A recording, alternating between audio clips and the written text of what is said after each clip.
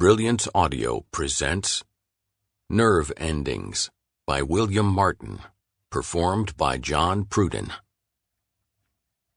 A moment before the sun appeared, its rays struck the top of the television antenna that poked through the center of the island like a spindle.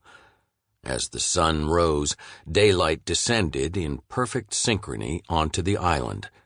It traveled down the granite cliffs. It turned the peaks of the Maine pines from black to deep green.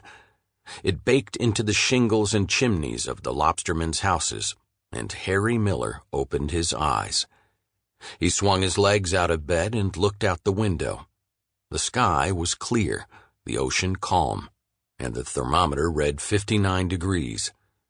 On June mornings like this, Harry did not bother to tap the barometer hanging by the window.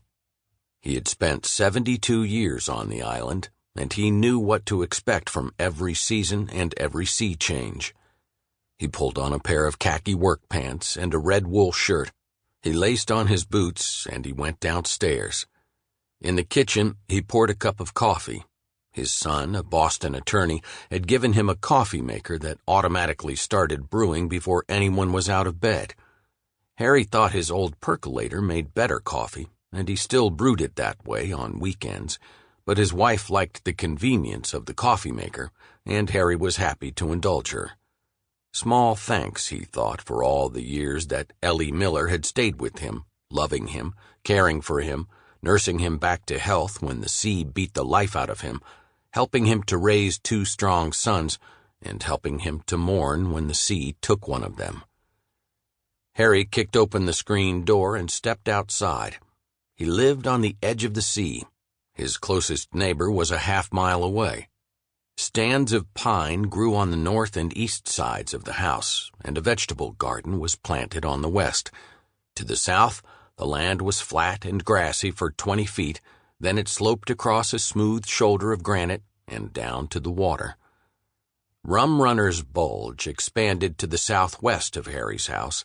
In the 20s, it had been deserted, a perfect landing for Canadian bootleggers. Now it was dotted with small summer cottages, but a thick cover of pines secluded them. From Harry's lawn, Rum Runner's Bulge still looked like virgin forest, and that was how he liked it. Beyond the bulge rose the granite cliffs that were, to Harry Miller, the bedrock and soul of the island.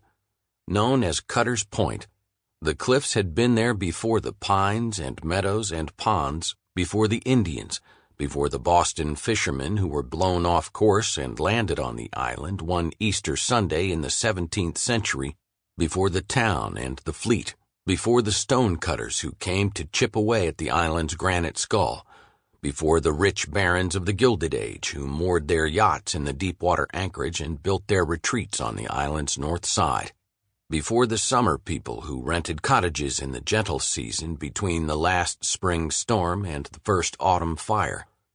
The cliffs and the island, named Easter's Haven by the Boston fishermen, had endured it all. Only the sea and the sky had been there longer.